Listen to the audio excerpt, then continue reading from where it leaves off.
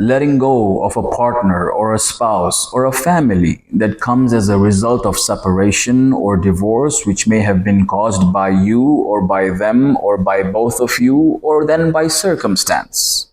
There is an Arabic proverb for troubled relationships that goes something like this. Either you don't love them or they don't love you, or time does not love you both more than you both love each other. Letting go has to be the hardest, most emotional, highly painful experience that humans have to go through. It's obvious while letting go is so tremendously painful, we don't think about it too much since we are just taking in all the pain as we are experiencing memories. One of the reasons that letting go is so painful is because letting go can never be done cold turkey. It's a process, and that process takes time, and sometimes that time just never stops. The time never ends. And depending on who and what stage of your life and what situation you were in at the time that you had to let go. Letting go is an experience that many have compared to death. And so I wondered, how can we compare letting go to something that we have not experienced yet? And the more I think about it, yes, it's true. Letting go must be as severe as a pain as death, self-death. Why is letting go compared to self-death?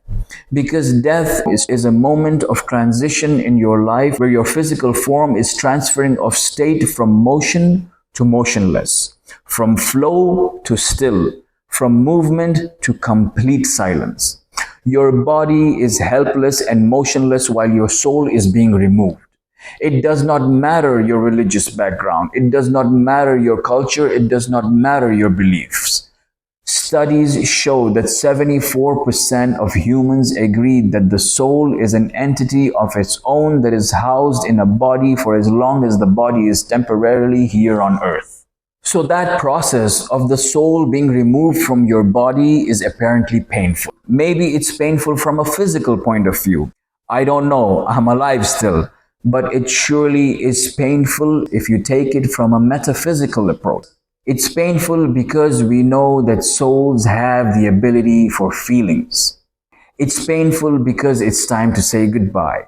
It's time to say goodbye to relationships. It's time to say goodbye to friendships. It's time to say goodbye to pets. It's time to say goodbye to life. And while many agree that the afterlife is what is much better, it is what is permanent, I am not in any way equipped enough on the theology of the afterlife.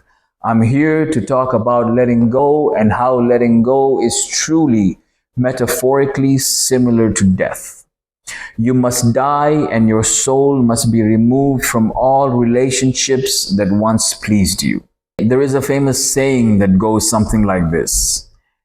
Everything is lost in what is said and not meant, or meant and not said.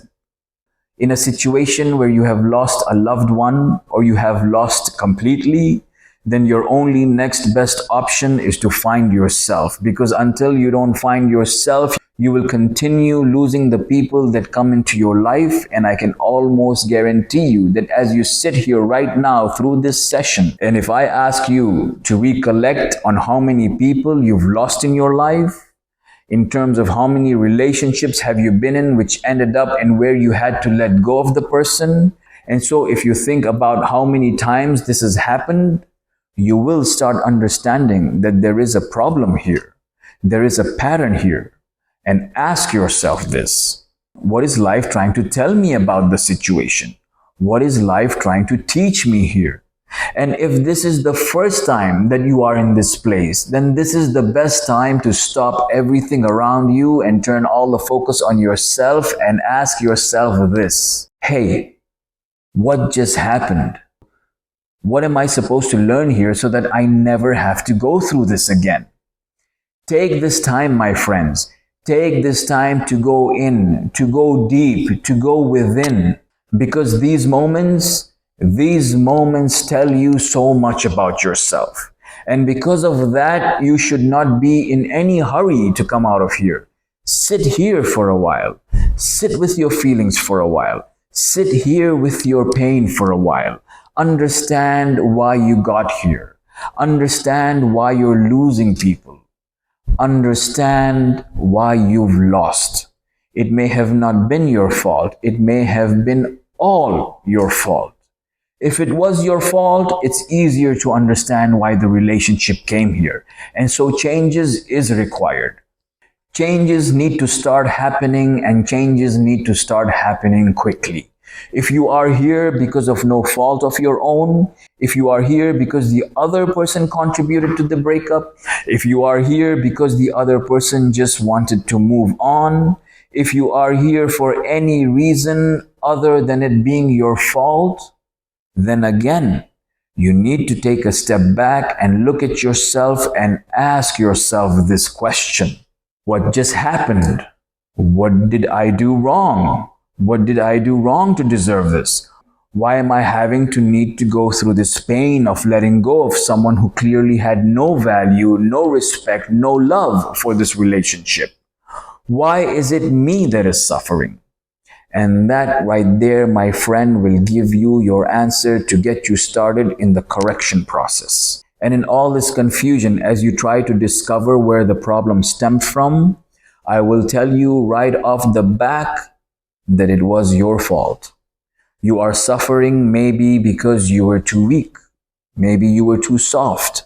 Maybe you turned a blind eye on many things. Maybe you weren't listening. Maybe you weren't speaking. Maybe you weren't sharing. Maybe you were just being too good. Yes, there is such a thing. People do not like to be smothered constantly. There is such a thing, and a lot of good men find themselves in this situation, only to realize that they were being too soft and giving too much, and then they lost the respect of the other.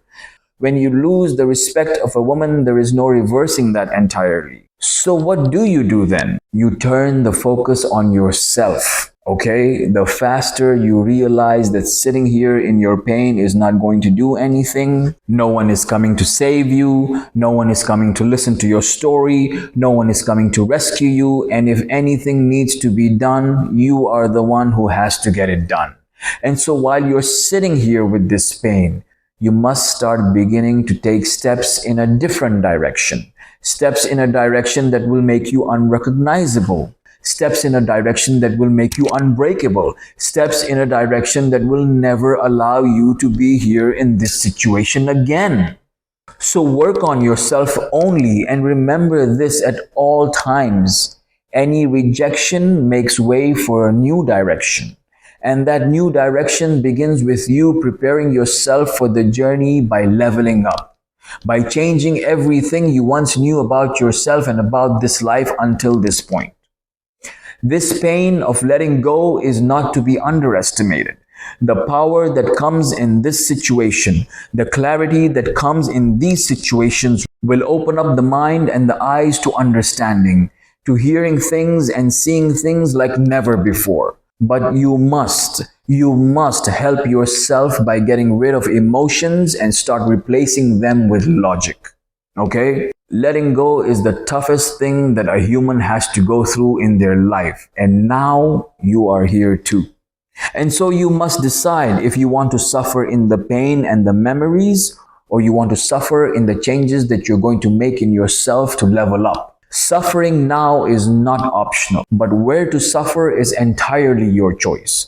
There are so many sessions I have covered on leveling up, on finding motivation, on committing to discipline and attaining mental grit. You need to set a plan for your life today, and it starts with you looking in the mirror and telling yourself this: I am going to come back and look at you in 6 months and you are not going to recognize me anymore.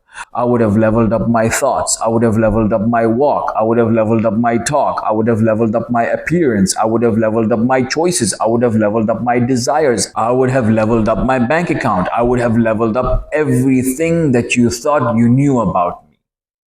You need to really look at yourself in the mirror and give yourself that commitment, and then you need to go and work on it. Stick with that thought. Stick with that thought.